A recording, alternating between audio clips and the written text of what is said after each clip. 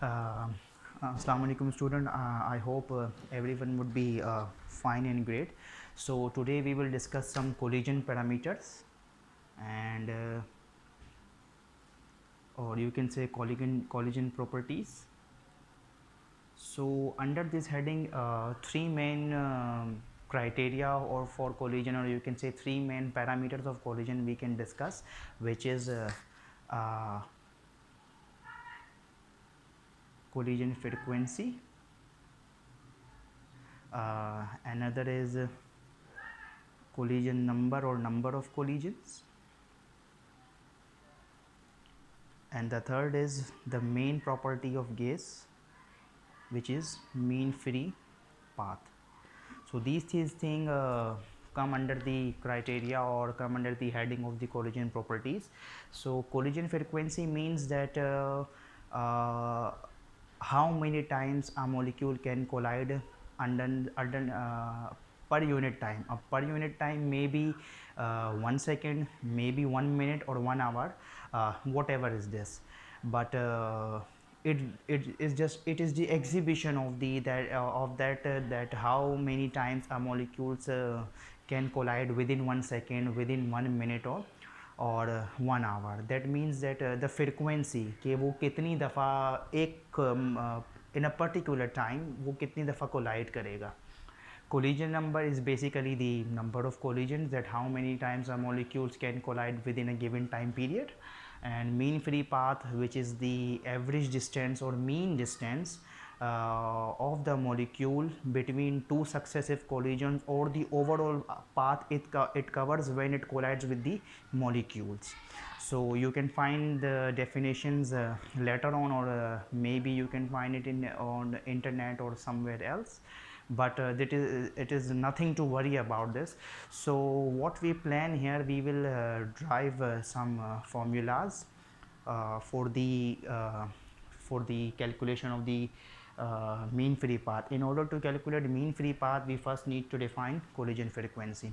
So moving forward to this, we need to assume so many things that we will lead this to calculate these parameters. We will make some assumptions. So number one assumption is that consider this is the body of the gas, so number of molecules are present here. So consider this thing that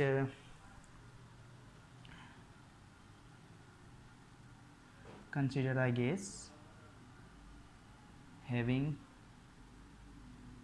volume V, okay, and also consider N, which is the number of particles, and during this situation consider we will make some hypothesis that that if this is a molecule, and this molecule have the diameter of d, let me correct it. So consider this molecule, we are basically considering a gas, but particularly for the sake of the moment and for the sake of our derivation or calculation, we consider that only this molecule having diameter d. So to make a collision with other molecule, also consider some other molecules, consider this molecule as well, and also consider a molecule here. Now as we are talking about collision frequency, so we first need to set a criteria that when a molecule can collide. So if this molecule has a diameter d, this is also a molecule which has the same diameter, this is also a molecule which is the same diameter. So you can see here that this molecule will not collide with any other molecule until the distance between their center is d. मतलब ये कि ये molecule तब तक collide नहीं करेगा इसके साथ या इसके साथ जब तक उन दोनों के दरमियान का जो सेंटर का डिस्टेंस है वो d ना हो जाए। सो कोलिजन के लिए शर्त क्या है? So for collision the distance between two molecules or their centers, two molecules from their centers must be d। कहने का मकसद ये है कि ये मॉलिक्यूल है और दूसरा मॉलिक्यूल है, ये तब तक कोलाइड नहीं करेंगे जब तक इन दोनों के दरमियान का डिस्टेंस जो है वो d नहीं हो जाता। मतलब कोलिजन के लिए हमारे पास ये शर्त है कि ये मिनिमम डिस्टेंस जो है वो मॉलिक्यूल्स के दरमियान का वो कम से कम क्या होना चाहिए? d होना चाहिए।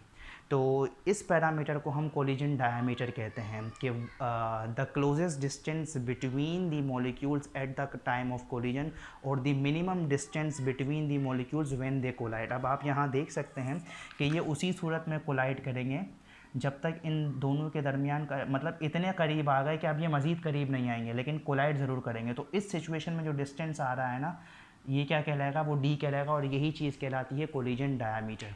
तो उसकी डेफिनेशन भी अभी मैंने पढ़ी, मैं दोबारा पढ़ देता हूँ। That the closest distance between the centre of the molecules when they collide with each other, और ये क्या कहलाता है हमारे पास? Collision diameter.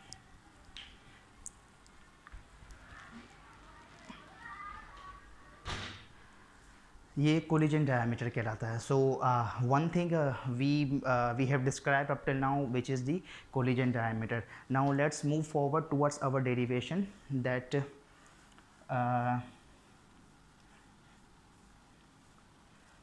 so these are the assumptions we have made, and this is just to make you people understand that in what condition collision was possible. So the possibility for the collision of the molecules, that the distance between the center of two molecules must be d or less than d.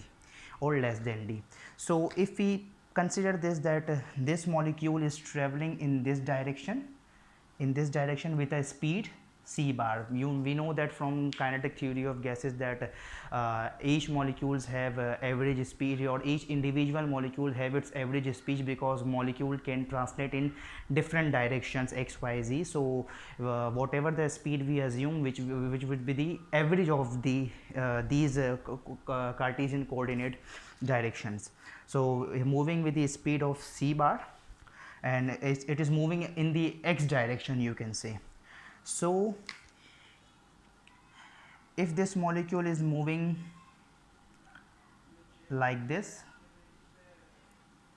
and like this with a speed c, so and it will collide with the molecule situated here or here. One thing more to consider, that only this molecule is moving right now. This molecules, all the molecules here above and below, like this molecule, like this molecule, or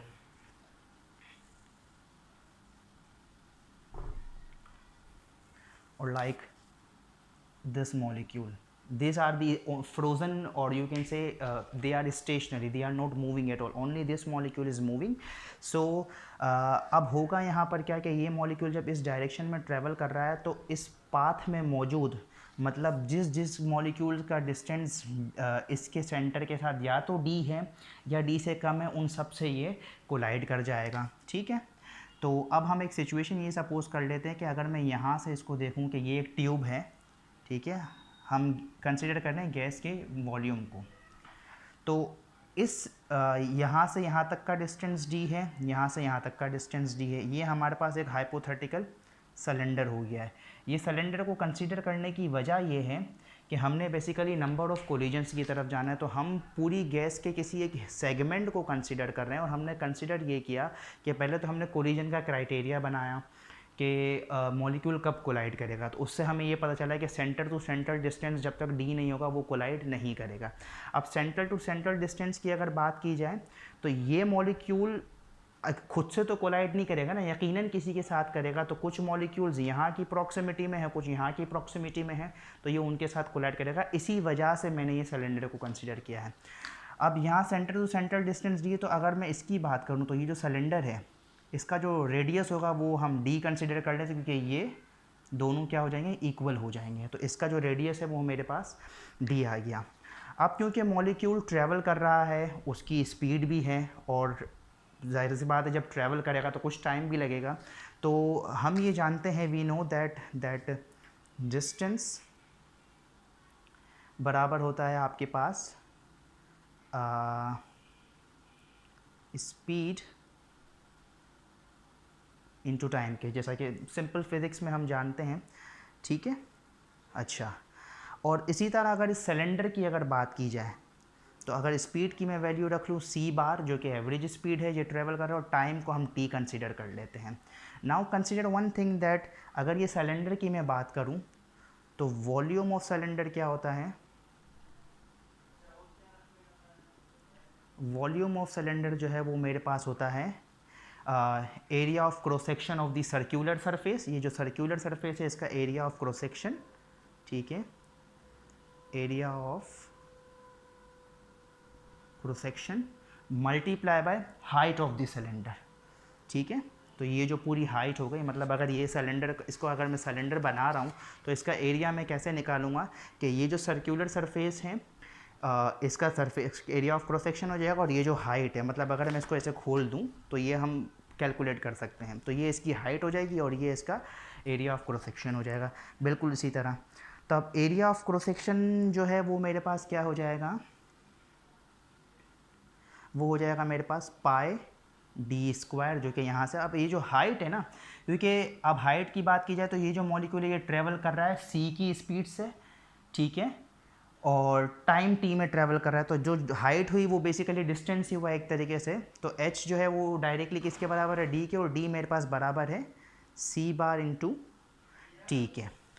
so you can see that this is the, अब ये this molecule sweeps out this cylinder in time T, मतलब इस molecule ने इस cylinder का जो है वो डिस्टेंस कुछ तय किया है टाइम टी के अंदर। अब हमारे पास हम ये कंसिडर कर रहे हैं ये एक मॉलिक्यूल था, लेकिन एक मॉलिक्यूल तो बेसिकली नहीं होता है, बहुत सारे मॉलिक्यूल्स होते हैं।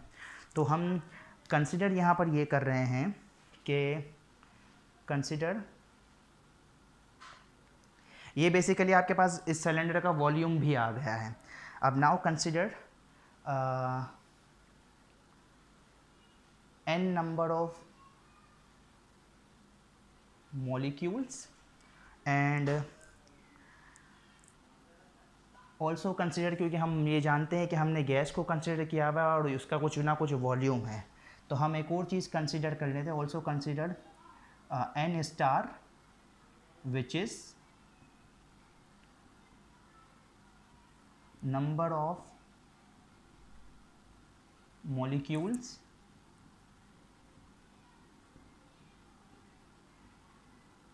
per unit volume.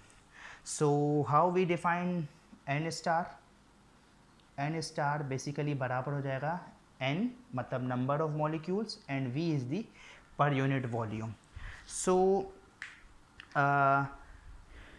you can see here कि अब अगर मैं यहाँ से, मुझे बेसिकली क्या निकालनी है, कोलिजन की तरफ हम जा रहे हैं कि ये जब मॉलिक्यूल यहाँ पर ट्रैवल करेगा और इसके अंदर भी n मॉलिक्यूल्स हैं, तो ये उन सब से टकराएगा, उन सब से टकराएगा, तो बेसिकली मुझे n की वैल्यू निकालनी है, ठीक है। और क्योंकि ये चीज़ भी एक यूनिट वॉल्यूम के अंदर है, तो इसी वजह से हमने n स्टार कंसिडर भी किया है कि n star basically number of molecules पर यूनिट वॉल्यूम है, और n बेसिकली क्या है, टोटल नंबर ऑफ़ मॉलिक्यूल्स हैं। तो अगर ये एक मॉलिक्यूल ट्रैवल कर रहा है और इसके अंदर n मॉलिक्यूल्स है, तो ये उन सब से टकराएगा, तो मतलब वो हमारे पास बेसिकली क्या आ जाएंगे, नंबर ऑफ़ कोलिजन्स आ जाएंगे इन टाइम t। सो हम यहाँ पर n की वैल्यू निकाल लेते हैं कि n बराबर हो जाएगा n स्टार वीक है, ठीक है। और ये बेसिकली मेरे पास क्या हो जाएगा, n स्टार, और वॉल्यूम की वैल्यू हम यहाँ से डाल देते हैं pi D square C T. This is basically number of collision in time t, ठीक है। ये कैसा नंबर आया, यहाँ से ये जो पाई डी स्क्वायर सी टी थी, ये बेसिकली इस मॉलिक्यूल का कोलिजन डिफाइन कर रहा है, लेकिन क्योंकि ये n मॉलिक्यूल्स के साथ जितने भी इसके रास्ते में होंगे जिसका distance centre to centre d होगा, ये उन सब के साथ कोलाइड करेगा। तो इसीलिए हमने क्या कर लिया कि ये जो n स्टार है ये नंबर ऑफ मॉलिक्यूल्स पर यूनिट वॉल्यूम ही है, ठीक है। तो n स्टार के साथ ये तमाम के साथ कोलाइड करेगा, तो जितने भी मॉलिक्यूल्स होंगे उसके लिए हमारे पास n स्टार आएगा और बाकी ये वॉल्यूम आ जाएगा। तो ये हमारे पास number of collision in time t आ गया। तो अब बेसिकली कोलिजन फ्रीक्वेंसी की अगर बात की जाए तो कोलिजन फ्रीक्वेंसी का क्या मतलब होता है, फ्रीक्वेंसी का मतलब होता है कि समथिंग पर यूनिट टाइम। अब कोलिजन फ्रीक्वेंसी की बात कर रहे हैं तो कोलिजन पर यूनिट टाइम हो जाएगा। तो ये बेसिकली हमारे पास टाइम टी में है। अगर हम पर यूनिट टाइम की बात करें तो इसका मतलब ये है कि इस पूरी वैल्यू को मैं टी से अगर डिवाइड कर दूं तो बेसिकली मेरे पास जो है वो कोलिजन फ्रीक्वेंसी आ जाएगी, मतलब नंबर ऑफ कोलिजन्स पर यूनिट टाइम आ जाएगा। तो ये मेरे पास क्या है, जस्ट नंबर ऑफ कोलिजन्स है, टोटल नंबर ऑफ कोलिजन्स। अगर इसको मैं टाइम से डिवाइड कर दूं तो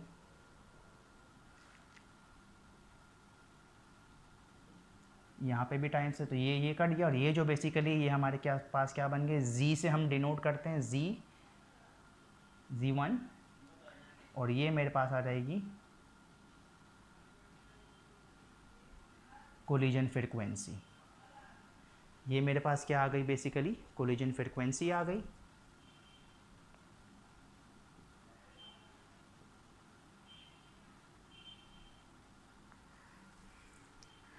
तो ये बेसिकली हमारे पास कोलिजन फ्रीक्वेंसी का फॉर्मूला है। लेकिन अब यहाँ पर थोड़ा सा हमने रियलिस्टिक वे में जाना होगा। अभी तक तो हम ये कंसिडर कर दे कि सिर्फ ये मॉलिक्यूल मूव कर रहा है, बाकी सारे मॉलिक्यूल्स रुके हुए हैं। But according to kinetic theory of gases molecules are continuous random motion. तो हमें इन सबको भी देखना पड़ेगा कि ये सब भी क्या है, कंटिन्यूस रैंडम मोशन के अंदर है। तो जब अब हम अपना सपोजिशन से पहले तो हमने ये निकाला, लेकिन ये करेक्ट नहीं है। करेक्ट क्यों नहीं है कि हम ये लेके चले थे कि सिर्फ ये मॉलिक्यूल मूव कर रहा है, बाकी सारे स्टॉप हैं। लेकिन रियलिटी में तमाम के तमाम मॉलिक्यूल्स मूव करते हैं और कोलाइड करते हैं। तो जब मूविंग मॉलिक्यूल्स की बात आती है तो लेट सपोज उनकी यहाँ पर मसला ये है कि हम सिर्फ इसकी स्पीड की बात कर रहे थे क्योंकि ये मूविंग था, लेकिन जब सब मूविंग कर रहे हैं तो सबकी रिलेटिव स्पीड कैलकुलेट होगी। तो अब यहाँ पर बात इस तरीके से कुछ होगी कि लेट सपोज आपके पास एक ये मॉलिक्यूल है, ठीक है, और एक ये मॉलिक्यूल है। ये मॉलिक्यूल ऐसे ट्रैवल कर रहा है, ये मॉलिक्यूल ऐसे ट्रैवल कर रहा है, तो इस पॉइंट पर जाकर ये इम्पैक्ट होगा, यानी कि यहाँ कहीं जाकर आपके पास ये इम्पैक्ट होगा। इसकी भी स्पीड आपके पास c बार है, इसकी भी एवरेज स्पीड आपके पास c बार है।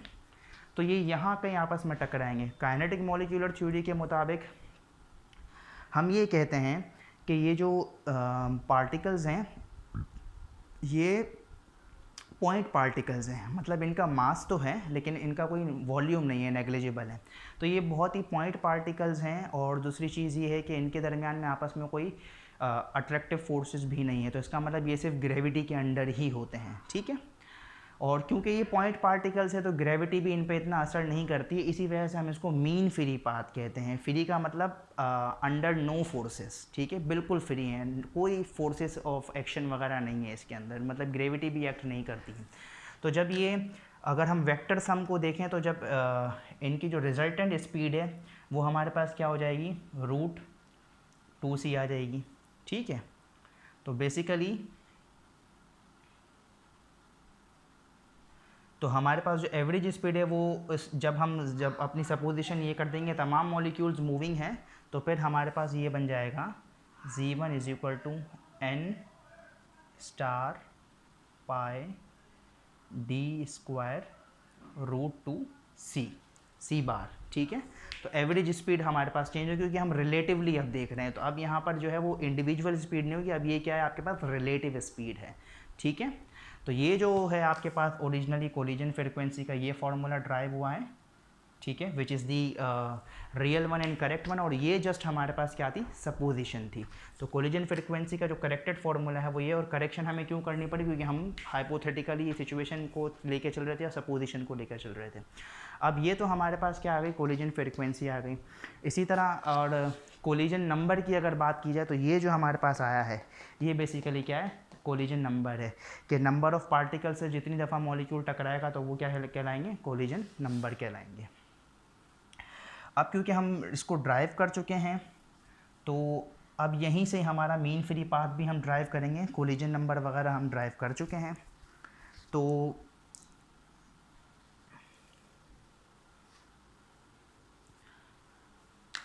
अच्छा, अब ये जैसे कि फ्रिक्वेंसी है ना, तो फ्रिक्वेंसी से हम टाइम पीरियड भी निकाल सकते हैं। अगर आपको पेंडुलम वाला केस याद हो तो फ्रिक्वेंसी जो है वो हमेशा होती है inverse of the time period के, ठीक है। तो कहने का मकसद ये है कि अगर हम टाइम पीरियड की बात करें तो ये बराबर हो जाता है 1/t के, ठीक है। और टाइम पीरियड का मतलब ये हुआ कि अगर कोई मॉलिक्यूल लेट सपोज यहाँ है, फिर वो इससे कोलाइड करेगा, फिर वो यहाँ गया, मतलब ये सेम मॉलिक्यूल है, ठीक है, ये सेम मॉलिक्यूल है, ये यहाँ गया, इससे कोलाइड किया, फिर ये टकरा के यहाँ चले गया, इससे कोलाइड किया, तो यहाँ से यहाँ तक के कोलिजन में जो टाइम पीरियड लगेगा वो बेसिकली क्या कहलाता है, एवरेज टाइम कहलाता है, एवरेज टाइम बिटवीन कोलिजन कहलाता है। तो ये फ्रिक्वेंसी का इन्वर्स होता है, या फिर वाइस वर्सा कह लें तो इन फ्रिक्वेंसी जो है वो टाइम पीरियड का इन्वर्स होती है। तो बेसिकली अगर टाइम पीरियड निकालना हो, जिसको हम टॉ से डिनोट करते हैं, इसको टॉ कह लें टाइम पीरियड को, तो ये बेसिकली क्या हो जाएगा, फ्रिक्वेंसी हो जाएगा, ठीक है। तो one by frequency inverse of the frequency which is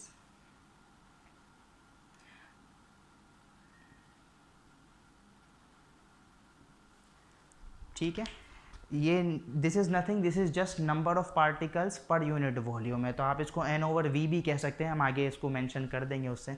अब आती है मीन फ्री पाथ ड्राइव करने की बात। तो जब मीन फ्री पाथ की हम बात कर रहे हैं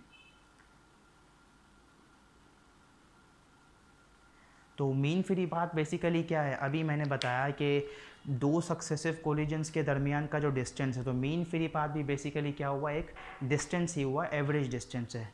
तो अगेन अगर हम देखें कि डिस्टेंस जो है वो बराबर होता है स्पीड इनटू टाइम के, ठीक है।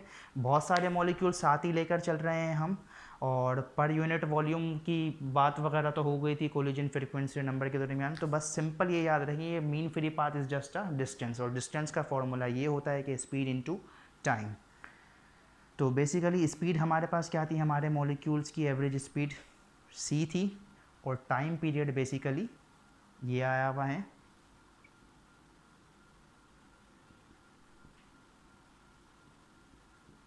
तो c से c कैंसिल हुआ, और हमारे पास जो मीन फ्री पाथ है जिसको हम लैम्डा कहते हैं वो इक्वल हो जाएगा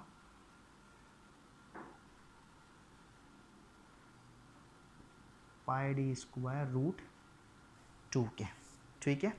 अच्छा, अब हम जानते हैं कि ये जो हमारा n स्टार है ये बेसिकली बराबर था n/v के, ठीक है, ये इसके बराबर था। तो अब अगर हम बात करें कि जो भी गैस होती है अकॉर्डिंग टू जनरल गैस लो, जो हमारे पास गैस है वो ओबे करती है PV = nRT को, ठीक है। अब ये जो PV है बेसिकली नंबर ऑफ मोल जो है वो बेसिकली क्या होता है कि नंबर ऑफ पार्टिकल्स पर एवोगैड्रोज नंबर, कि एवोगैड्रोज नंबर के अंदर जितने नंबर ऑफ पार्टिकल्स है वो 1 मोल कहलाता है। तो इसको मैं इस तरीके से लिख सकता हूँ कि n/Na ×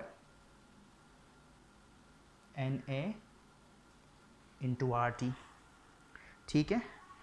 अब यहाँ से हम ये करते हैं बेसिकली कि PNA / RT × n/v, ठीक है। तो इस n/v की जगह जो है ये जो हमारे पास n स्टार था इसको मैं ऐसे भी लिख सकता हूँ कि 1/n/v into pi D square root 2, ठीक है। और इस n/v की जगह मैं ये वैल्यू पुट कर सकता हूँ कि 1/P_NA RT into pi D square root 2, और ये हो जाएगी lambda is equal to, sorry यहाँ नज़र नहीं आएगा तो मैं इसे यहाँ कंटिन्यू कर देता हूँ कि लैम्डा बराबर है, इसको रहने देता हूँ, ये बराबर हो जाएगा RT/P_NA पाई डी स्क्वायर रूट 2 के। इसी तरह ये जो चीज़ आई है ये तब हम डील करेंगे कि mean free path for if the gas और quantity of gas is given in the number of moles, ठीक है।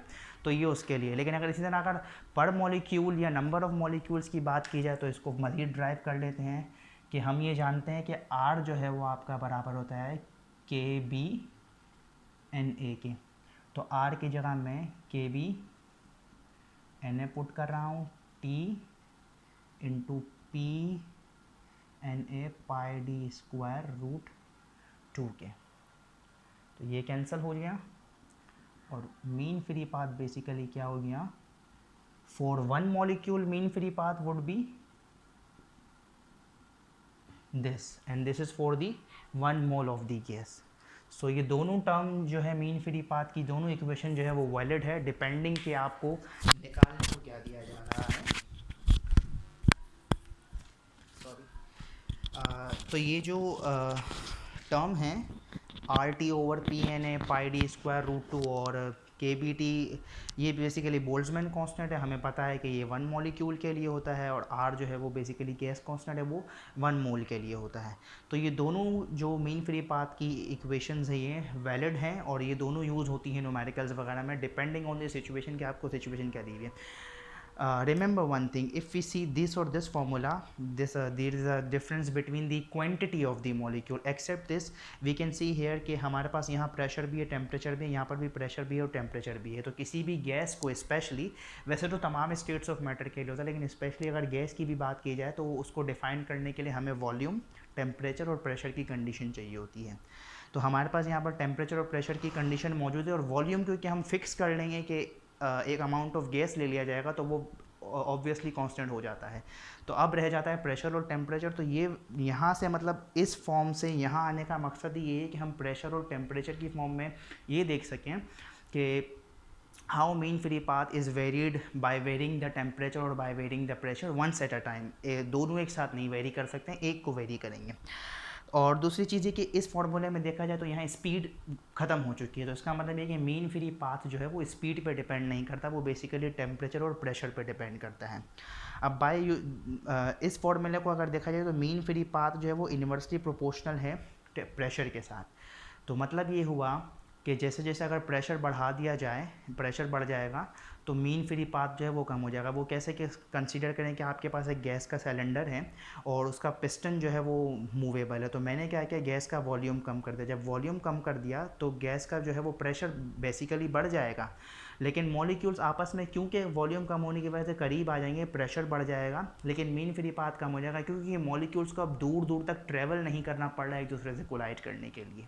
तो इसीलिए जो है वो प्रेशर जो है वो इन्वर्सली प्रोपोर्शनल है। And in contrast to this temperature is directly proportional to the mean free path. Why? Because if we increase the temperature, the kinetic energy of the molecules will increase, and if the kinetic energy is increased and the piston is movable, so gas volume would be increase and molecules will travel far from each other. ठीक है, तो collide करने के लिए बहुत ज़्यादा दूर दूर तक ट्रेवल करेंगे तो मीन फ्री पाथ बढ़ जाएगा। So that's all for this lecture, and in the next lecture we will see some real gases and van der Waals equations, and also see the how real gases deviate from ideal gases. Thank you.